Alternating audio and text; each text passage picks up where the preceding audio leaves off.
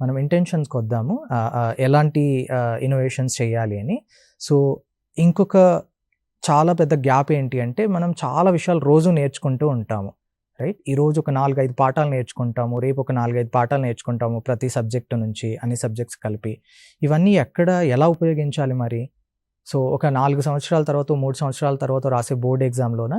కాదు. సో, కాబట్టి నేర్చుకునే ప్రతి దానికి మనకి క్విక్ అప్లికేషన్ అనేది ఉండాలి. దాన్ని అప్లై చేస్తూ, మనం నేర్చుకున్నది కరెక్టా కాదా టెస్ట్ చేస్తూ, ఎక్స్‌పెరిమెంట్ చేస్తూ, తిరిగెళ్ళి మళ్ళీ నేర్చుకుంటూ, మళ్ళీ ఐటరేట్ చేస్తూ, సో, ఈ ప్రాసెస్ అనేది వెరీ, వెరీ రిగరస్‌గా జరగాలి మన దగ్గర. సో, ఎగ్జిబిషన్స్‌లో ఇది చాలా చాలా ఎక్కువగా జరుగుతూ ఉంటుంది. మనం ఏదైతే నేర్చుకుంటామో సపోజ్ ఫ్రిక్షన్ అని ఒక కాన్సెప్ట్ నేర్చుకుంటాము.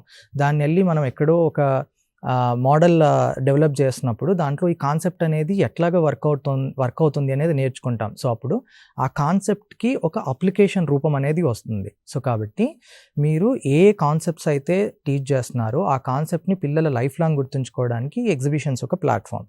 And one of the key important ఎగ్జిబిషన్‌లో మీరు ఏదైతే ప్రోడక్ట్ డెవలప్ చేస్తున్నారో, ఆ ఇన్నోవేషన్ డెవలప్ చేస్తున్నారో దాంట్లో కూడా మీరు నేర్చుకున్న సైంటిఫిక్ కాన్సెప్ట్స్‌ని ఇందాక మనం అబ్జెక్టివ్స్‌లో గానీ, మనం ప్రొజెక్ట్ చేసేటప్పుడు ఎట్లాంటి దాంట్లో అని చూసినప్పుడు ఒక కీ పాయింట్ కూడా వచ్చింది మనకి.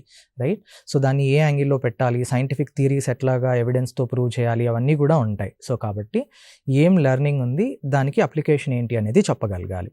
రైట్? దాని తర్వాత కొన్ని ఫార్మాట్స్ ఉంటాయి.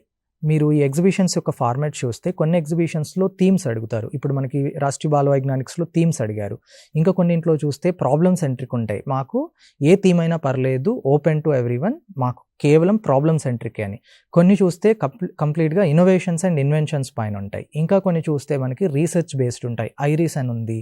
లేదంటే ఇలాంటి పెద్ద పెద్దవన్నీ కూడా రీసెర్చ్ బేస్డ్ ఉంటాయి. అక్కడ తర్వాత ప్రోటోటైప్స్ బిల్డ్ చేయకపోయినా పర్లేదు. ఇంకా కొన్ని ఎగ్జిబిషన్స్ చూస్తే మనకి వర్కింగ్ మోడల్స్ గానీ, టీఎల్ఎమ్స్ గానీ, ఇప్పుడు రాష్ట్రీయ బాల వైజ్ఞానిక్‌లో టీచర్స్‌కి కేటగిరీలో టీఎల్ఎమ్స్ అనేది స్పెసిఫిక్‌గా రావడం జరిగింది.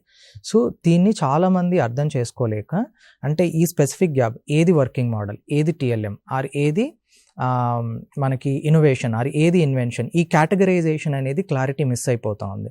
సో, మనకి మిస్ అయితే మనం జస్ట్ సబ్మిట్ చేస్తాము, ఓకే సెలెక్ట్ అయిపోతుంది. బట్ జ్యూరీ దగ్గర ఇది చాలా చాలా క్లారిటీగా ఎవాల్యుయేట్ చేయబడుతుంది. సో, ప్లీజ్ మీకు అలాంటి సమస్య ఏదైనా ఉంటే we are there to guide you.